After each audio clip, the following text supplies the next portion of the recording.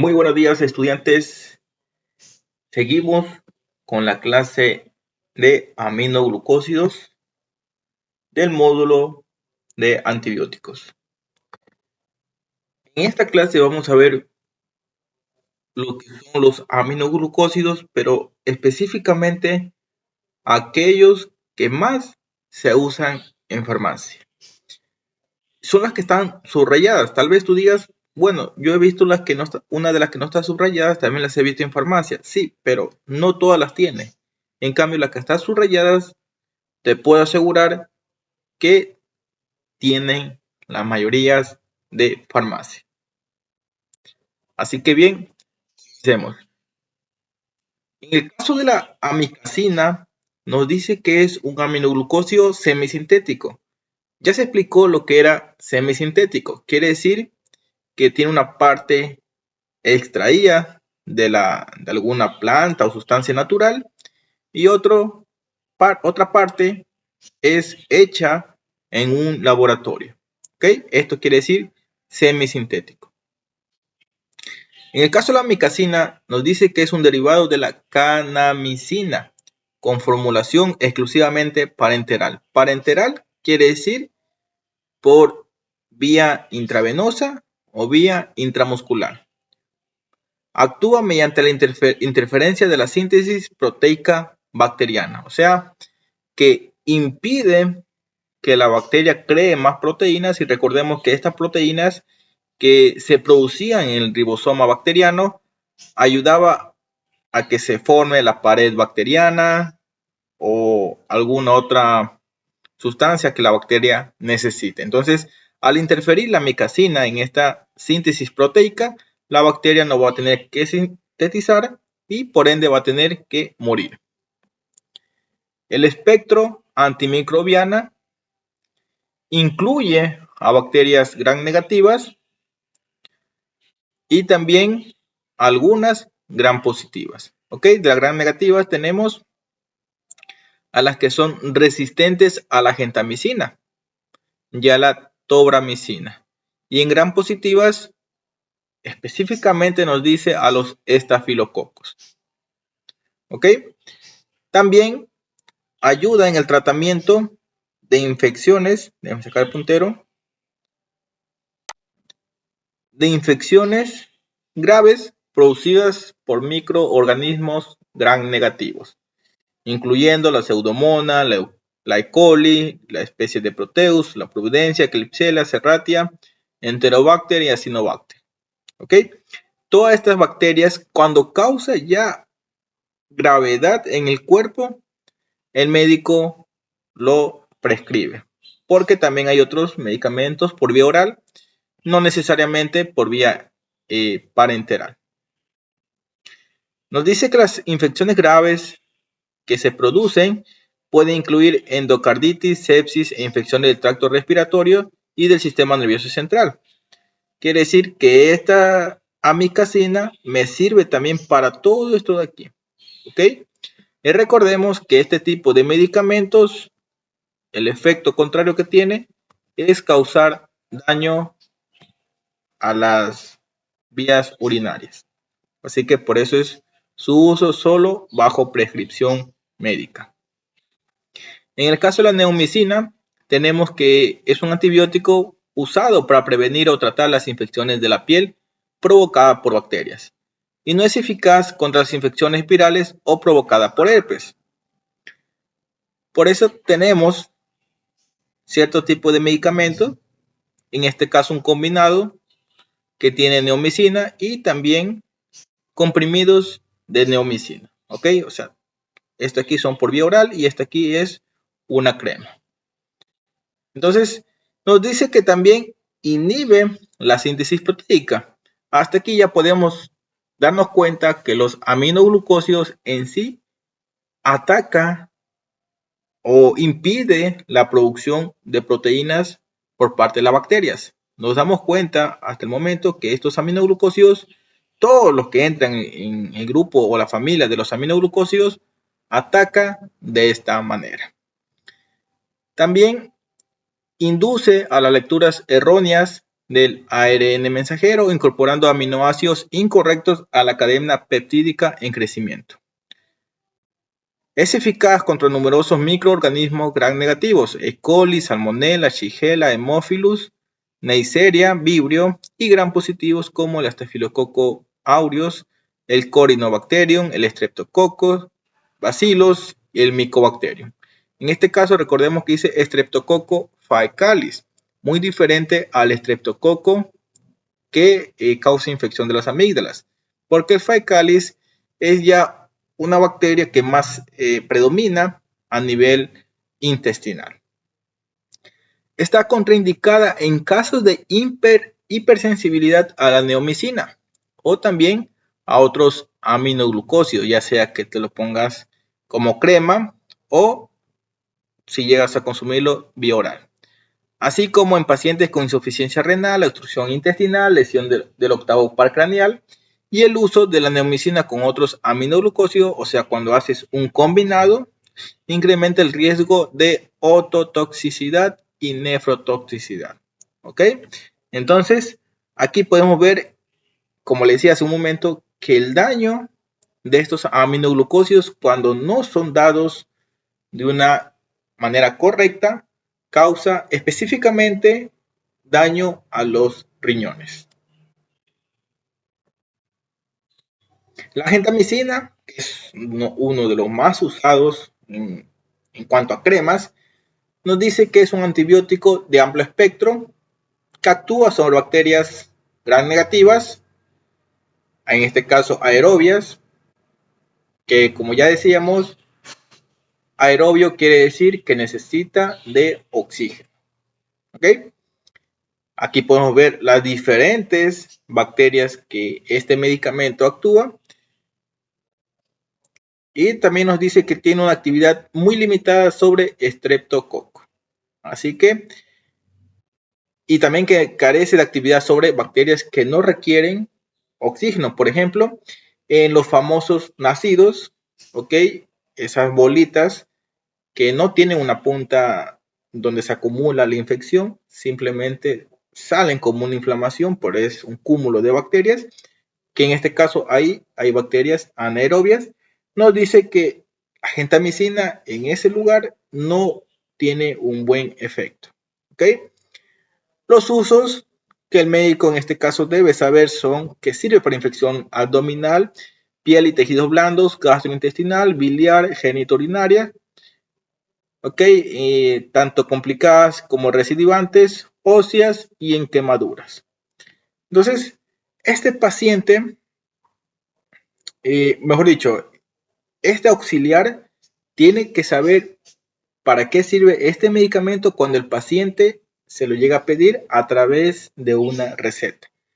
Porque muy común que el paciente no sepa para qué sirve, pero tiene esa curiosidad de saber por qué el médico le mandó el medicamento. Son también neurotóxicos y nefrotóxicos, ¿ok? Que se absorben en cantidades importantes en las superficies corporales después de la irrigación o la aplicación local. Aumento de la nefrotoxicidad después de la administración concomitante de los antibióticos aminoglucósidos y las cefalosporinas. ¿Ok? Mucho cuidado si ustedes quieren recomendar este medicamento y el paciente esté tomando alguna cefalosporina. ¿Ok? Tengamos mucho cuidado, tengamos precauciones, porque si nosotros no sabemos cómo están los riñones de ese paciente puede empeorar. ¿Ok? Yo sé que también van a decir algunos, yo he usado con una cefalosporina y no me ha hecho nada así, porque puede que tus riñones estén muy sanos. ¿Ok? Pero no son todos los pacientes este caso tan particular. La streptomicina es una componente de la bacteria y se hace que produzca proteínas anómalas. Seguimos viendo que sigue atacando a las proteínas en este caso, las proteínas de las bacterias. Este antibiótico no se absorbe en el tracto gastrointestinal, por lo que únicamente puede administrarse en inyección. ¿Ok? Se utiliza para brucelosis, que es una infección provocada por micobacterias atípicas. ¿Ok? Y bueno, aquí podemos ver todos los tipos de para qué tipo de infecciones nos sirve este antibiótico. La dosis, aquí algo importante, nos dice por vía oral puede ser útil en tratamiento de diarrea y enteritis, así como para disminuir la flora intestinal antes de intervenciones quirúrgicas. Esto de aquí no es tan cierto porque como nos dice más acá, no se absorbe a nivel gastrointestinal. ¿Ok? Entonces, no existe una parte como quien dice que se pueda utilizar por vía oral. Entonces, hasta aquí descartemos. ¿Ok? Son estas, y esto aquí prácticamente son lo que uno se toma de ciertos textos o cuando hace investigaciones por internet, ¿ok? Para, bueno, a nivel cardíaco ese sí va, ¿ok? Pero lo otro no va porque como decía la lectura anterior, no hay porque no se absorbe bien a nivel gastrointestinal. Dosis intramuscular. En adultos tenemos de 1 a 2 gramos al día. Intramuscular de 0,5 a 1,5 gramos al día. En caso de ancianos y en caso de niños, de 10 a 20 miligramos por cada kilogramo del peso. En caso de padecer una enfermedad del riñón, puede ser necesario modificar la dosis. Sigue siendo contraindicado en pacientes que tengan problema renal. La tobramicina también es un antibiótico de amplio espectro, utilizado principalmente en infecciones del tracto genital de la mujer y en conjuntivitis. Presenta un espectro de actividad in vivo similar de la gentamicina y es particularmente útil en aerosoles para los pacientes con fibrosis quística y enfermedades pulmonares crónicas. ¿Ok? En este caso, causado por la bacteria de la pseudomonas. La resistencia bacteriana a la tobramicina es similar a la de la gentamicina por razón de las mismas enzimas inactivadoras. ¿Y quién produce estas enzimas? Las bacterias. La tobramicina está contraindicada en caso de hipersensibilidad conocida a cualquier aminoglucósido. También está contraindicado en embarazo y lactancia.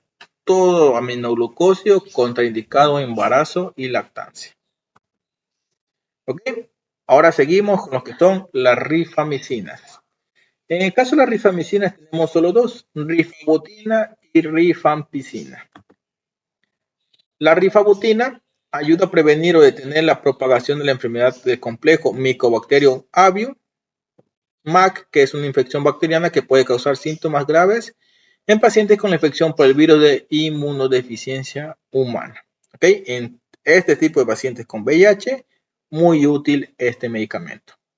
Viene en cápsula por vía oral y puede ocasionar efectos secundarios en la piel, las gotas de saliva, el sudor, la orina, las heces podrían ponerse color café naranja. Y este efecto secundario es normal y se detendrá cuando termine el tomar este medicamento. Si ustedes ven un paciente o familiar que esté tomando este medicamento, tengan muy en cuenta estos síntomas. Las marcas, diferentes tipos de marcas.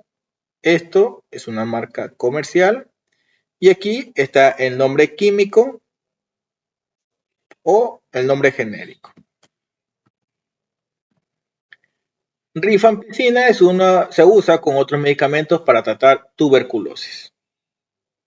Y también para tratar a algunas personas que tienen Neisseria meningitis, infecciones a la nariz o la garganta, que no cede con los antibióticos de uso común. La presentación es en cápsula y no se tiene que omitir la dosis de rifampicina ni tampoco duplicar la dosis de rifampicina cuando se ha olvidado la una. Me explico. Si el paciente tiene que tomar la rifampicina a las 8 de la mañana y a las 8 de la noche, pero se olvidó de tomar a las 8 de la mañana, no puede tomar a las 8 de la noche 2 cápsulas, porque puede causar un efecto tóxico a nivel del cuerpo. Dentro de los efectos secundarios está la decoloración temporal, picazón, rubor, dolor de cabeza y somnolencia, que puede quitarse a sí mismo cuando se quita este medicamento. Se quita este medicamento, ya se termina el tratamiento, entonces estos efectos van a desaparecer en un lapso de tiempo. Y eso es todo. Son, como les decía, un tema muy corto en el caso de las rifabutinas. Las oxazolidinonas, que en este caso tenemos la linezolid, se usa para tratar infecciones tanto de la neumonía como de la piel. Okay, aquí tenemos el tipo de tratamiento y que nos dice que hay que tener precaución si tiene una infección crónica o si tiene o ha tenido alguna vez síndrome carcinoide. También si ha tenido diabetes o si tiene diabetes, presión arterial alta, hipertiroidismo, supresión inmunológica, feocromositoma, un tumor de la glándula adrenal, convulsiones o enfermedades renales. Si se someterá a una cirugía, incluso a una dental, informa a su médico dentista que está tomando linezolid. Ok, mucho cuidado. No todos los pacientes, en este caso pacientes con enfermedades comunes, no pueden tomar este medicamento. Evite comer o beber grandes cantidades de alimentos o bebidas que contengan tiramina mientras que tome linezolid. Los alimentos y las bebidas que han sido escabechados, ahumados o fermentados normalmente contienen tiramina. ¿Ok? Entonces la tiramina no la puede consumir si va a consumir este tipo de medicamentos. Y estos alimentos y bebidas incluyen bebidas alcohólicas, especialmente cerveza, chianti y otros vinos tintos. ¿Ok? Nada de estos alimentos ahumados o fermentados y nada de vino o cerveza cuando se esté tomando linezolid. Mucho cuidado. Y seguimos ahora con los nitroimidazoles. Los más comunes tenemos metronidazol, tinidazol y cenidazol. ¿Cómo actúa? Aquí vamos a ver de manera englobado cómo actúan estos tres. Nos dice que los nitroimidazoles actúan por medio del grupo nitro, reduciendo el grupo nitro para formar compuestos intermedios inestables y tóxicos, en este caso en la bacteria. El proceso de reducción requiere 6 electrones y ocurre con potencial redox muy bajo. ¿Okay? Este fenómeno se produce independientemente de la fase de crecimiento bacteriano, lo que explica la actividad de los nitroimidazoles contra microorganismos sin división celular. El espectro. Tenemos que son tanto antibacterianos como antiparasitarios. En el caso de parásitos, tenemos a los protozoarios anaerobios, como la tricomona, entamoeba, giardia y balantidium. En el caso de bacterias, tenemos bacteroides, Bacteroides fragilis, Fusobacterium, Clostridium, Clostridium difficile, Veillonella, cocos anaerobios, Peptococos y Peptostreptococcus. Otras bacterias también, Gardnerella vaginalis y la H. pylori. La farmacocinética de estos nitroimidazoles entre todos son similares, pero es más corta en metronidazol y es más prolongada en cenidazol. ¿Para qué nosotros nos sirve la vida media? Para saber cada cuánto el medicamento se lo tiene que tomar. Tiene un metabolismo predominantemente hepático y una eliminación renal. Mucho cuidado con pacientes que sufren de enfermedades al hígado. La resistencia causada por enzimas implicadas en la activación intracelular del fármaco necesarias para la producción de sus metabolitos activos. La resistencia al metronidazol por parte de los anaerobios parece ser debido a una disminución de las bacterias en su capacidad para reducir el grupo nitro del anillo imidazólico a su forma microbiológicamente activa, así como a una disminución de la penetración en el interior de la célula bacteriana. Bueno, de todo esto nos dice que también puede haber resistencia a estos fármacos. ¿Por qué? Porque las bacterias al producir enzimas, estas enzimas lo que hace es atacar al anillo imidazólico. Y de esa manera el fármaco no hace su efecto.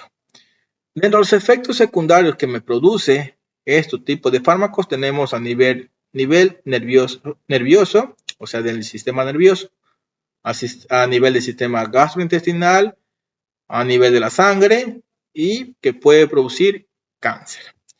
A nivel sistema nervioso, convulsión, polineuritis, cefalea, ataxia, confusión, mareos, vértigos, astenia e insomnio. A nivel gastrointestinal, náusea, vómito, dolor, diarrea, sabor metálico, glositis y pancreatitis. A nivel de la sangre o hematológica, leucopenia y trombocitopenia, que puede revertirse, o sea, puede volver a su forma normal cuando el fármaco se lo deja. Y que puede causar cáncer. Esto se ha demostrado en animales, pero no se ha demostrado en el ser humano. Se ha demostrado que en animales sí produce cáncer, obviamente grandes dosis o dosis inadecuadas, pero en el ser humano aún no se ha visto. Ahora seguimos con las quinolonas. Dentro de las quinolonas tenemos el ácido pipemídico, cipro, levo, moxi, norfo y oflox. ¿Ok?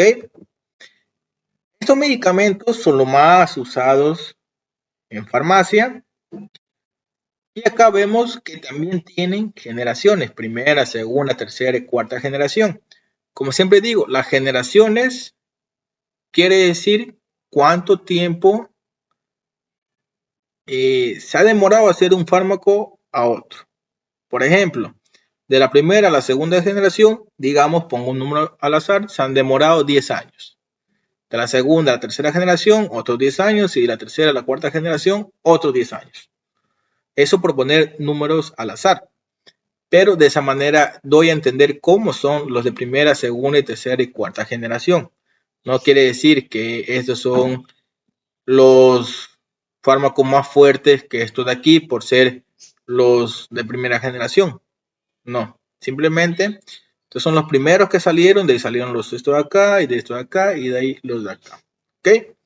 Pero como les decía, tenemos que tener en cuenta los que más se usan en farmacia, porque estos nombres de seguro, si ya estás trabajando, si estás trabajando en farmacia o has tenido un poco de conocimiento de farmacia, estos nombres se te hacen muy conocidos.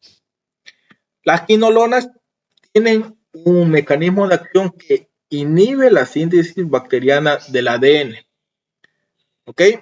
Siendo su blanco la topoisomerasa 2. Y de aquí ya me di cuenta de que todas las quinolonas atacan al ADN. ¿Ok? De todo este texto que yo tengo aquí, me di cuenta que el mecanismo de acción de las quinolonas es atacar al ADN. ¿Ok? Las otras anteriores fármacos han sido atacar a las proteínas del ribosoma, otras a la pared celular de la bacteria y así. ¿Ok? En este caso, las quinolonas atacan al ADN de la bacteria. Nos dice que es su blanco.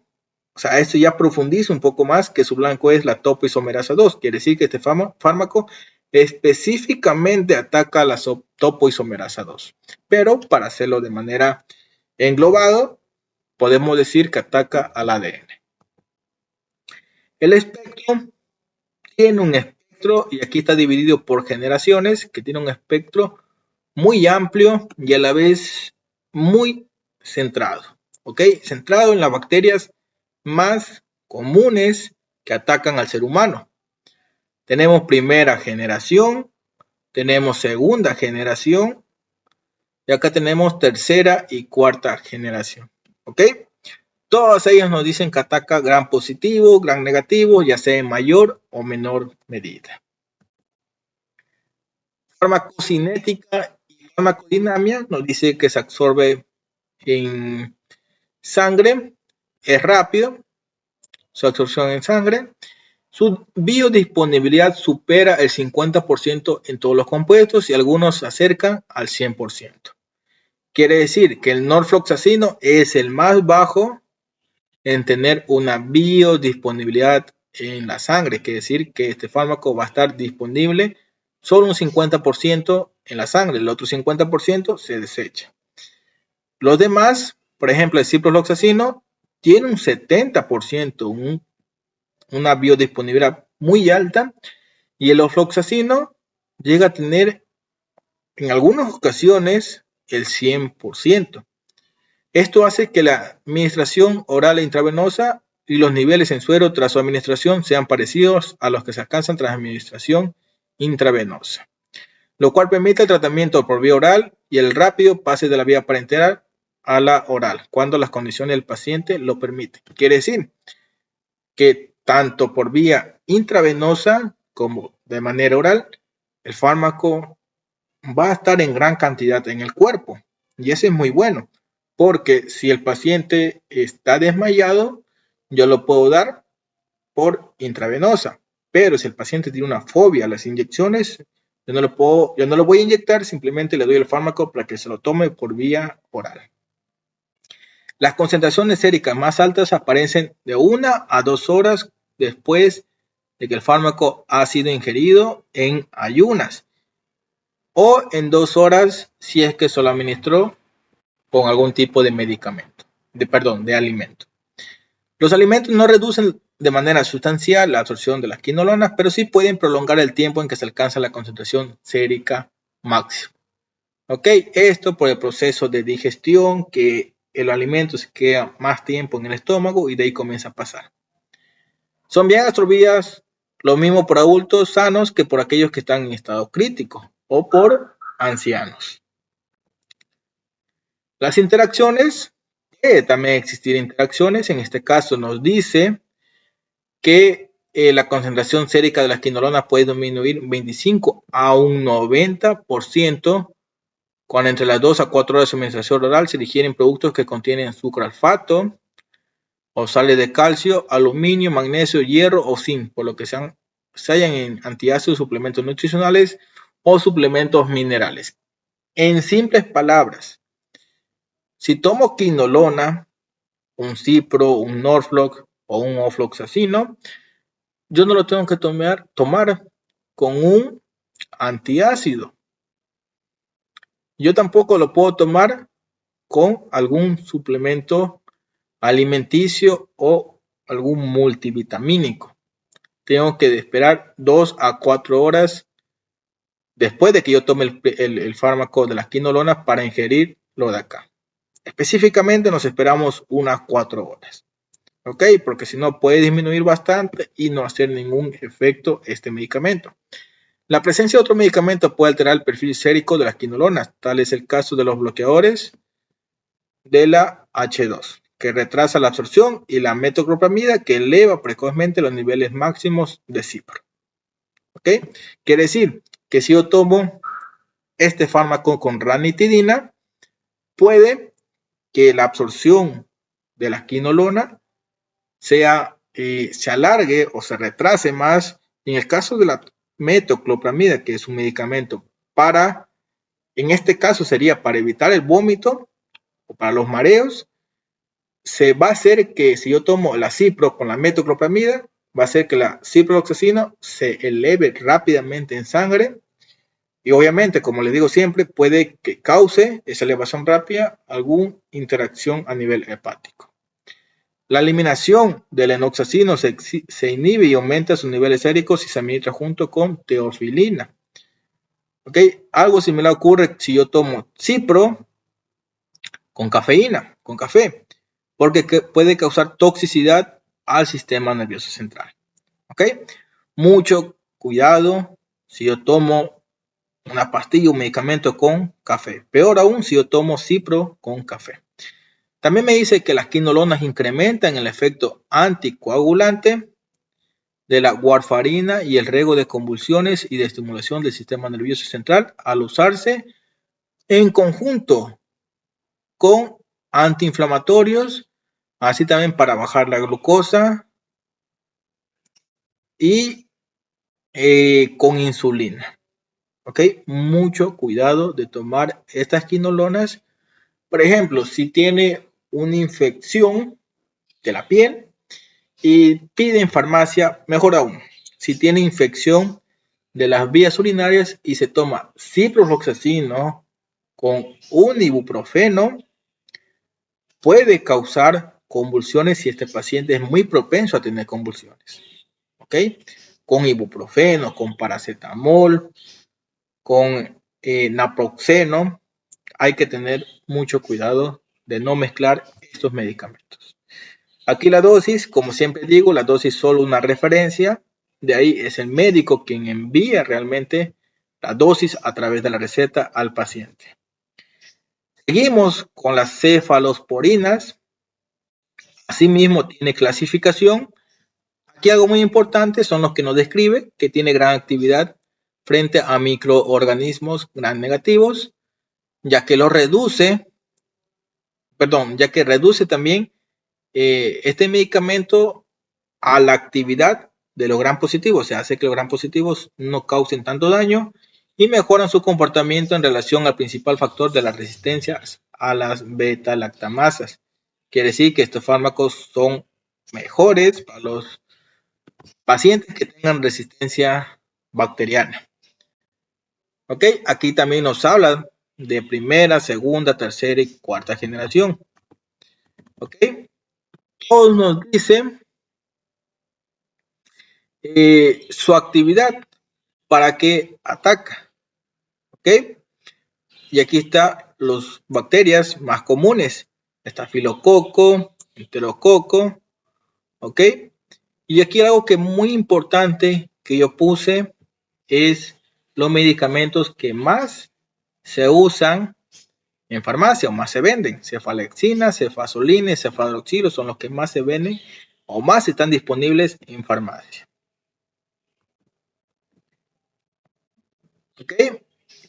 Y si se dan cuenta, de la primera, segunda y la tercera y así siguen teniendo una cobertura más amplia, incluso algunas no tan amplias, pero más específica a ciertos tipos de bacterias. En este caso, en la segunda generación ya es más amplio la cantidad de bacterias a las cuales ataca. ¿Ok?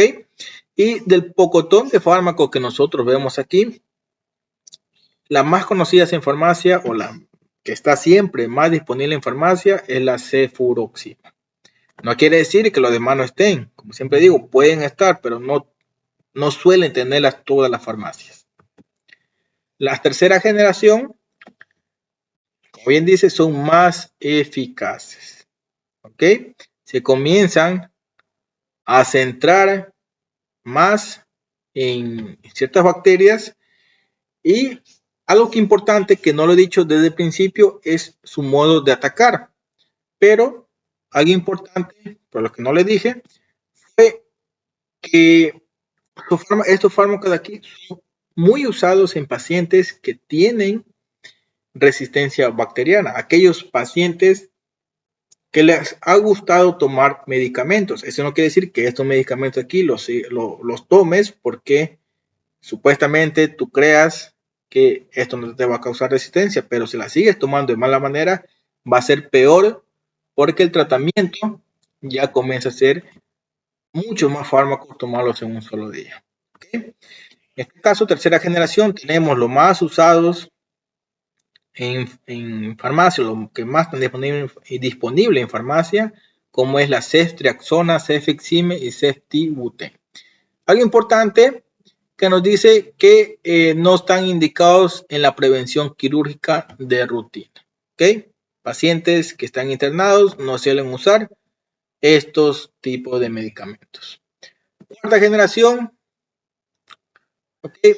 También dice que tiene un extenso espectro de acción. Como les digo, cada vez es mayor de la primera a la segunda, segunda a tercera y tercera a cuarta. Pero más centrado. ¿Ok? Y como siempre digo, son para aquellos pacientes que las bacterias ya han causado un estrago y no se las puede tratar con antibióticos comunes. En este caso, de la cuarta generación, la más disponible en farmacia es la cefepime. Ahora nos saltamos a lo que son las lincosamidas. ¿Ok? Tenemos a las lincosamidas como la clindamicina y la lincomicina. El efecto sigue siendo a nivel de la síntesis de proteica, ¿ok? En este caso nos dice más específicamente en la subunidad ribosomal 50S. ¿Ok? En el ribosoma, nosotros, tanto bacterias buenas como malas, o sea, nuestras células como las bacterias, tenemos un ribosoma que es de este tipo. ¿Ok? Tiene una subunidad grande y una subunidad pequeña. La grande siempre suele ser la de 50S y la pequeña la de 30S. ¿Ok? Entonces, lo que nos dice este fármaco, o aquí el texto, es que ataca la lincosamidas, toda la lincosamidas se ataca a esta unidad. Destruye esta unidad y como por aquí pasa el ARN mensajero para hacer las diferentes proteínas de la bacteria, ya sea para producir una nueva pared celular, un nuevo ribosoma, todo tiene que pasar por aquí. Pero al estar destruido esto, ya no podrá pasar y obviamente la bacteria, al no tener algo que le ayude a dividirse o a crecer, simplemente la puede matar. La bacteria puede morir o simplemente evitará su crecimiento y propagación. Por eso nos dice que pueden actuar tanto como bacteriostáticos, que quiere decir que impide crecimiento, como bactericida, que quiere decir que mata a las bacterias. ¿Ok?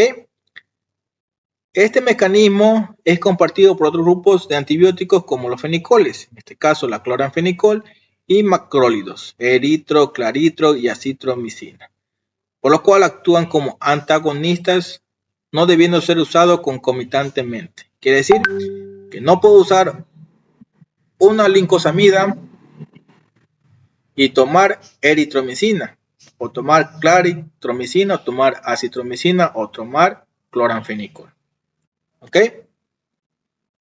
Nos dice que la linco y la clindamicina tienen un espectro antibacteriano similar. Sin embargo, la lincomicina es en general menos activa contra microorganismos susceptibles a la clindamicina.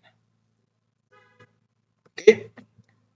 Actividad antimicrobiana.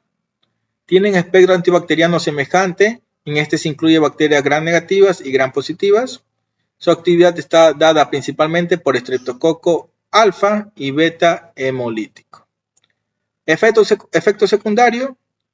Los efectos secundarios están más a nivel gastrointestinal, que puede causar náusea, vómito, diarrea, dolor abdominal y tenesmos. Sin embargo, lo grave es que pueden producir una diarrea asociada a Clostridium difficile y colitis pseudomembranosa, y que adicional a todo esto puede causar bloqueo neuromuscular y el síndrome de Stevens-Johnson. ¿Ok? Eso es en cuanto a las lincosamidas, y ahora vemos a los macrólidos. De los macrólidos, de todo este grupo de los macrólidos, tenemos que la claritromicina, acitromicina, eritromicina son las que más tenemos a disposición en la farmacia.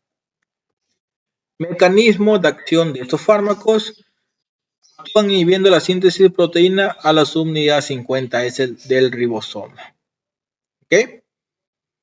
Nos dice que también ataca a la subunidad 50S, o sea, la subunidad grande que nosotros vimos en el dibujo anterior, que era la más grande, porque todos los dos formaban el ribosoma, pero dentro del ribosoma el más grande era la subunidad 50S. Son antibióticos principalmente bacteriostáticos, ¿ok? Pero eso no quiere decir que dependiendo de la bacteria también la llega a matar. No solo dejarla que impedir que crezca, sino también la puede matar.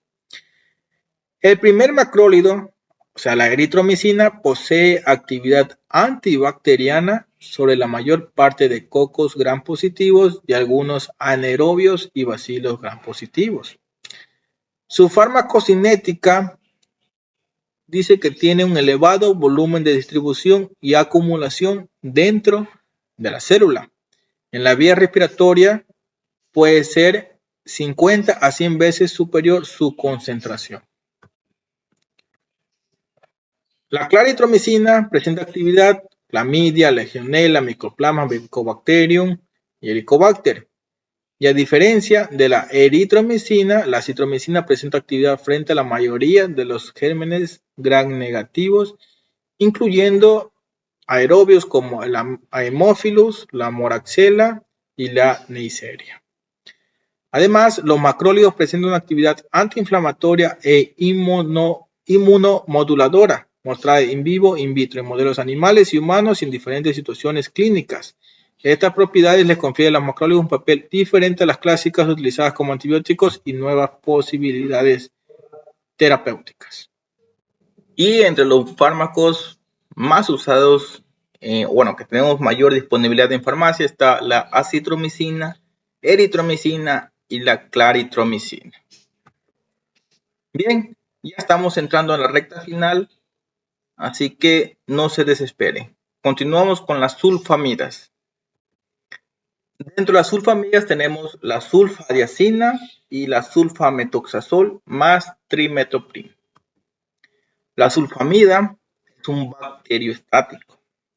La trimetoprim, en cambio, evita la síntesis de la forma activa del tetrahidro del ácido fólico, o sea, ataca al ácido fólico, mejor dicho, que utiliza la bacteria. La combinación se usa para producir una sinergia antimicrobiana a causa del bloqueo secuencial de la síntesis del folato. La combinación de esta sulfamida deben usarse durante el embarazo solo cuando los beneficios del tratamiento superan a los riesgos. Sin embargo, no deben usarse cuando la fecha probable del parto está cerca, porque si se toma en este momento puede causar ictericia del recién nacido. ¿Por qué sucede todo esto aquí? Porque, como dice la síntesis del folato, o sea, la síntesis del ácido fólico, ¿y qué es lo que quiere o requiere un niño en el vientre? Incluso antes de que esté en las últimas etapas previo al parto, es ácido fólico. ¿Y qué es lo que hace este trimetoprim y el sulfametoxazol? Bloquea la síntesis de folato en la madre, por lo que el niño puede causarle ictericia, ya que no va a tener ácido fólico. ¿Okay? Esto, como Bacterium forte, es lo más consumido en farmacia, lo que más llegan a pedir para infecciones bacterianas. Y como yo digo, ¿para qué es buena la sulfamida? En este caso, las sulfamidas son buenas cuando al paciente o cliente le cae algo mal, está consumiendo algo en la calle y le cayó mal y está con náuseas, dolor de cabeza, dolor de estómago, incluso con diarrea y vómito. ¿Ok? Pero tenemos algo diferente a esto de aquí, a esta sulfamida. Como les digo, no podemos dar antibióticos por dar solo con receta. Pero si el paciente requiere algo para esos síntomas, porque comió algo mal en la calle, recuerden que tenemos la enterogermina, la multiflora, la vagovital liges o vagovital inmune, que son sumamente buenos, al igual que esta sulfamida, y también para tratar aquellas infecciones. ¿Ok? Tratemos de ayudarle al paciente con esos tipos de bacterias buenas y no solo con antibióticos. Y terminamos con las tetraciclinas. Dentro de las tetraciclinas tenemos lo que es digesilina, tetraciclina propiamente dicha, minociclina y doxiciclina. Las tetraciclinas constituyen un grupo de antibióticos, unos naturales y otros por semisíntesis, que se utiliza como amplio espectro. Químicamente son derivados de la naftacenocarboxamida policíclica. La farmacocinética de estas tetraciclinas son que se absorben de forma rápida y completa a nivel del tubo digestivo. Su unión a proteínas es muy variable, desde el 20% que solo la tiene la oxitetraciclina hasta el 90% que la tiene la doxiciclina. Y aquí algo muy importante, se distribuyen por todos los tejidos, especialmente por los huesos, y penetran en el interior de estas células. Atraviesan también la barrera placentaria y también la hematoencefálica, pero sin llegar a alcanzar concentraciones terapéuticas en el líquido cefalorraquídeo. Consecuencias de estas propiedades es su contraindicación en el embarazo. ¿Ok? Y algo importante, como también nos dice que se distribuye en el hueso, los pacientes que consumen de manera inapropiada tetraciclinas pueden tener los dientes amarillos por consumo excesivo hasta aquí. ¿Okay? Entonces, si yo tengo un familiar, amigo o cliente que está llegando a la farmacia y dice que ha consumido, mejor dicho, que tiene los dientes amarillos, pero no sabe por qué, si siempre se cepilla los dientes, y si tú le preguntas si ha consumido tetraciclinas y te dicen que sí, que eso lo ha consumido durante mucho tiempo, ya te puedes dar una idea a qué se debe sus dientes amarillos. Nos dice que se metabolizan en todo el organismo de forma parcial y se elimina la mayor parte en forma inalterada. Debido a su alta concentración en la bilis, presenta un fenómeno de recirculación enterohepática, pudiendo ser encontradas parcialmente excretadas en las heces. A nivel de los riñones, presentan fenómenos de reabsorción tubular, más o menos intensos en función del tipo de tetraciclina, lo que explica la diferencia respecto a la vida media dentro del grupo. La clortetraciclina es la vida media más corta, o sea, tan solo de unas 5 horas, mientras que la doxiciclina tiene más de 15 horas. Farmacocinética: se metabolizan en todo el organismo de forma parcial, eliminándose la mayor parte en forma inalterada por orina. Debido a su alta concentración, bueno, aquí está, se ha duplicado. ¿Okay? Algo que tener en cuenta, su metabolización principalmente hepática, pero muchas de las veces, aquí nos dice que está en todo el organismo, porque muchas de las veces este fármaco se queda concentrado en ciertas partes, como les decía, en los dientes es más común, más notorio de observar este fenómeno. Su mecanismo actúa como bacteriostáticos a dosis habituales, a dosis altas como bactericidas. Y su forma de actuar son por varios mecanismos. Desacoplan la fosforilación oxidativa de las bacterias, sigue nuevamente su ataque al 30S y también al 50S. ¿Ok? Esto sugiere que las tetraciclinas alteran la membrana citoplasmática de organismos susceptibles, permitiendo la salida de componentes intracelulares.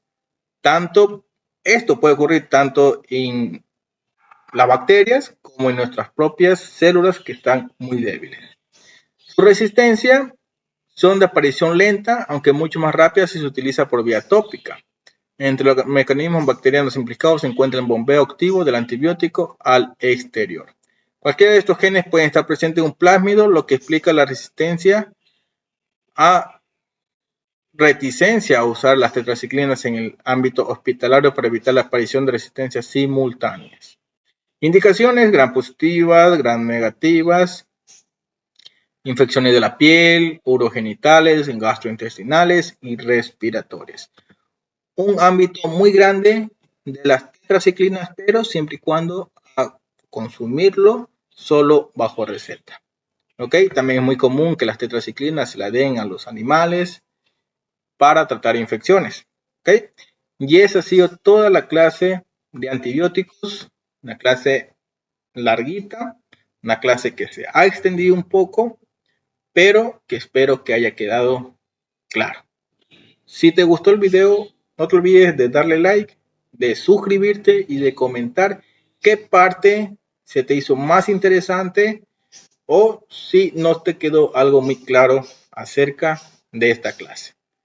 Todo esto forma parte del curso gratuito para auxiliares de farmacia. Recordemos que todo esto es a nivel básico, solo para entender. No profundizo mucho en los aspectos de toda esta clase, de todo este curso, más lo que tiene que ver con anatomía, microbiología y farmacología, porque ya son más aspectos universitarios o aspectos más médicos. ¿Ok? Lo que tú necesitas lo estás aprendiendo aquí en este curso y espero que te ayude bastante en tu formación autónoma. Con eso nos despedimos y nos vemos en la siguiente clase.